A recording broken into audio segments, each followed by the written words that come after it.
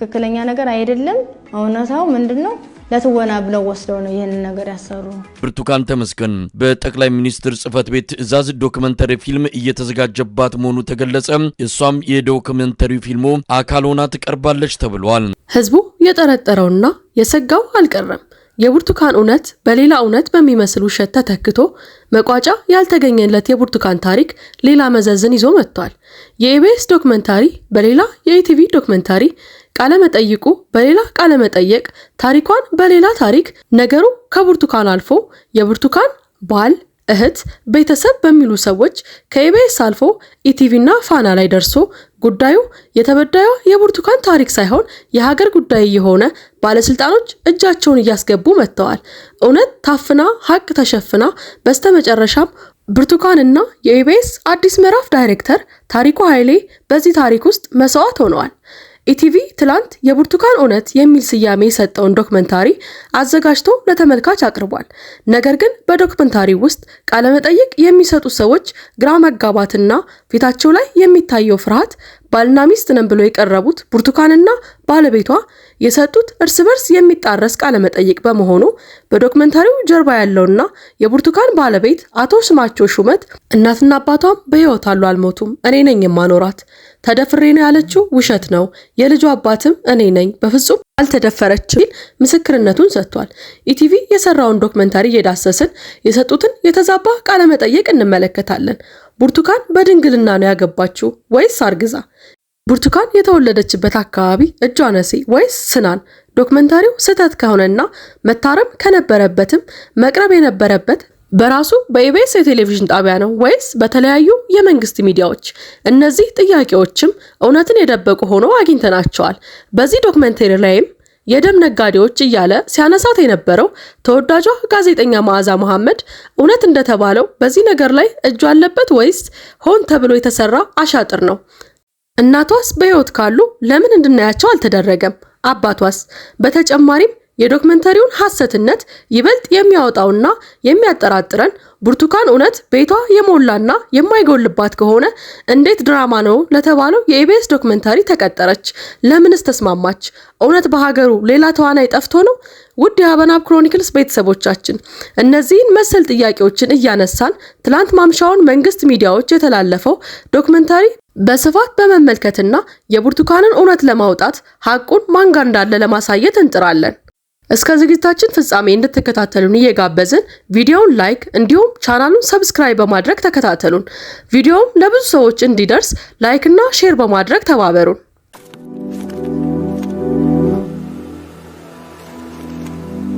ሐሙስ ምሽትም ለህዝቡ እውነትን አውጥቻለሁ ብሎ መንግስት የሰራው ዶክመንታሪ ከመለቀቁ በፊት በርካታ ግለሰቦች ማለትም ኢቢኤስ ውስጥ የሚሰሩ የአዲስ ምዕራፍ አዘጋጆችና ራሷ ብርቱካንን አስረው የተለያየ የመንግስት አካላትም መግለጫዎችን ሲሰጡ ነበር።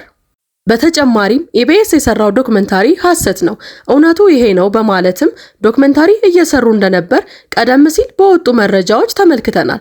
በዚህም ያገዛዙ ተቃራኒ ናቸው እስከተባሉ ግለሰቦች ድረስ ጥርጣሬ እንደነበር እናውቃለን። የአዲሱ ዶክመንታሪስ ምን ያህል የእሁዱን ዶክመንታሪ ቀለበሰው? በዚህ ዶክመንታሪ የብርቱካንና የባለቤቷ ሰርግ ተብሎ በወጣው ቪዲዮ ላይም ያየነው ምስል እሁድ ዕለት ካየናት ብርቱካን ፍጹም የተለየች ናት። ከዚህም በተጨማሪ የሰርጋቸው ፎቶ ጎን ላይ የአረበኛ ጽሑፍ ተመልክተናል። ይህም አንድ ጥያቄ ያስነሳ ጉዳይ ነው። ሁለቱም ባልና ሚስቶች የክርስትና እምነት ተከታይ ናቸው። ስለዚህ ግድግዳው ላይ ያለው ጽሑፍ ጥያቄን ይፈጥራል። ሌላው ግድግዳ ላይ የተሰቀሉ ፎቶዎች አዲስም ናቸው። ከዚህም በተጨማሪ እውነተኛ ባልና ሚስት ከሆኑ ለምን ጎን ለጎን ሆኖ ቃለ መጠይቅ አልተደረገላቸውም? ለምንስ ብቻ ለብቻ ሆኑ? ሀብታም ከሆኑስ ለምን ለልብ ህመሟ እየለመንኩ ነው ያሳከምኳት አለ። በተጨማሪም እንደዚህ ይሄን ያህል ሀብታም ከሆኑና ገንዘብ ካላቸው ብርቱካን ለምን የኢቢኤስን ትወና ተቀበለች? ምን ጎሎባት? አላማውስ ምንድነው? ከመጋባታችን በፊት አረገዝኩ ካለችው ብርቱካን ከዛም 2014 ላይ ተጋባን አለች።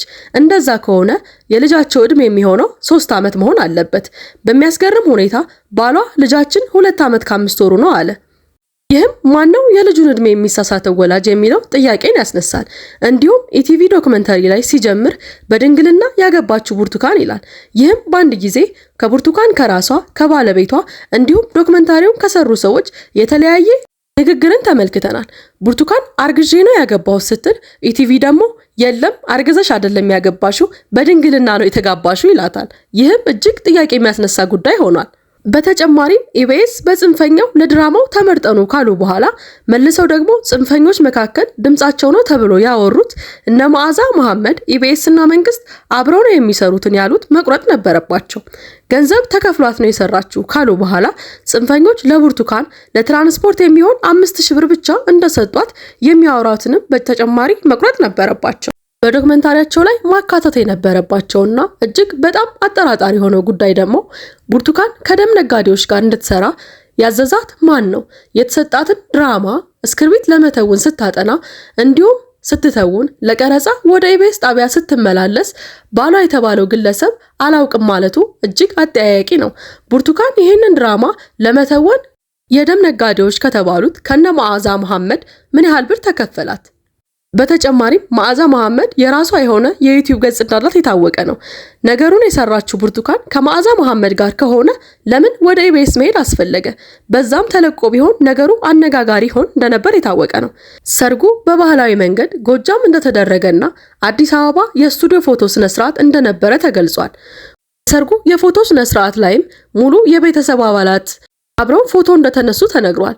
ግን አንድም የቤተሰብ አባል ፎቶ የለም። ቢያንስ እናትና አባታቸው ለምን ፎቶ ላይ አላየናቸውም? መንግስት የብርቱካንና መሰሎቿን እውነት ለማጥፋት የሄደበት ርቀት በጣም አስፈሪ ነው። አሁን ያለንባት እውነተኛዋ ኢትዮጵያ ይህች ናት። እውነተኛው ማሳያም ይሄ ነው። ከብርቱካን ጋር ተጠልፎ የነበሩት ያ ሁሉ ተማሪ የት እንደደረሰ አሁንም መጠየቅ ያለብን ይመስለኛል። በተጨማሪም መንግስት ያ ሁሉ ተማሪዎች ሲጠለፉ መግለጫ ያልሰጠውንና ያን ያህል እነሱ መናገር ፍላጎት ያልነበረው አሁን ላይ ዶክመንታሪ ሰርቶ እስከ ማስተባበል ያደረሰው ጉዳይ ምንድነው? ኢትዮጵያ ያለችበት አሁናዊ ሁኔታን ግልጽ አድርጎ የሚያሳየን እንደሆነ የሚታይ እውነት ነው።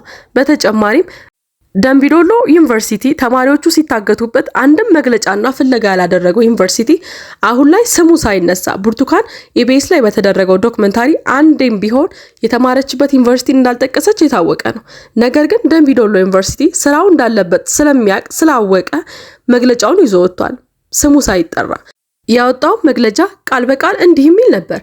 በቀን 14 7ኛ ወር 2017 ዓ.ም በኢቢኤስ ፕሮግራም ላይ በተደረገ ቃለ ምልልስ ብርቱካን ተመስገን ከበደ የተባለች በ2013 ዓመተ ምህረት የትምህርት ዘመን ደምቢዶሎ ዩኒቨርሲቲ ሁለተኛ ዓመት የፋርማሲ ተማሪ ነበርኩ በማለት የሰጠችው ሐሳብ ስህተት መሆኑንና የዩኒቨርሲቲው የፋርማሲ ትምህርት ሲሰጥ በ2013 ሁለተኛ ዓመት ተማሪ እንዳልነበር ይገልጻል። ስለሆነም ይህ ድርጊት በጣም ኃላፊነት የጎደለውና ምንም አይነት ማስረጃ የሌለው ስለሆነ ግልጽ የሆነ ስም ማጥፋትና የዩኒቨርሲቲያችንን ስም የሚያጎድል ስለሆነ ኢቢኤስ ይህንን ውንጀላ እስካልተቀበለ ድረስ ዩኒቨርሲቲው ጉዳዩን ወደ ፍርድ ቤት እንደሚወስድ ይገልጻል። ደምቢዶሎ ዩኒቨርሲቲ ይህንን አይነት መግለጫ ነበር የሰጠው። ይህንን ከማድረግ በፊት መጀመሪያ ተማሪዎቹ ሲጠፉ ኃላፊነቱን ወስዶ ፈልጎ ቢሆን ምናልባትም ካላገኛቸው ማሳወቅ እየቻለ እውነቱን ለማጥፋት የሄዱበት ርቀት በጣም አስፈሪ ነው። በጣምም ያስፈራል። የሴቶች ጥቃት በሚበረታባት ሀገራችን ኢትዮጵያ ይህንን ያህል መረጃን ለማጥፋት በመንግስት ደረጃ እንደዚህ መንቀሳቀስ ተጀመረ። አሁን ላይ ሴቶች ጥቃት ሲፈጸምም ይሄን ጥያቄ ይዞ ወደፊት መውጣት እጅግ አስፈሪ ነው። ምክንያቱም የሚሰጠው ምላሽ ምንም ስላልሆነ ማለት ነው። እኛ ግን እንደ ህዝብ መጮህ አለብን ሁላችንም ቢሆን። በተጨማሪም በርካታ መግለጫዎች የወጡበት ይህ የብርቱካን ጉዳይ አሁንም መጨረሻውንና እልባቱን ያገኘ አይመስልም። እናንተም ውድ የሀበናብ ክሮኒክልስ ቤተሰቦች ተመልካቾቻችን፣ ስለዚህ ስለ ብርቱካን ጉዳይ እውነታውን ራሳችሁ ፈርዳችሁ አስተያየታችሁን በኮሜንት ሴክሽን ላይ እንድታስቀምጡልን በትህትና እንጠይቃለን። ሀበናብ ክሮኒክልስ እንዲህ ያሉ ወቅታዊ፣ ማህበራዊ፣ አዝናኝ፣ አስተማሪ የሆኑ እንዲሁም የታዋቂ ሰዎችን ግለ ታሪክ እየዳሰሰ ወደ እናንተ የሚያደርሰውን ቻናላችንን ሰብስክራይብ በማድረግ ቤተሰብ ይሁኑ። ሌላ ጊዜ የምንለቃቸው ቪዲዮዎች ቶሎ እንዲደርሱ የደወል ምልክቷን መጫን አይርሱ።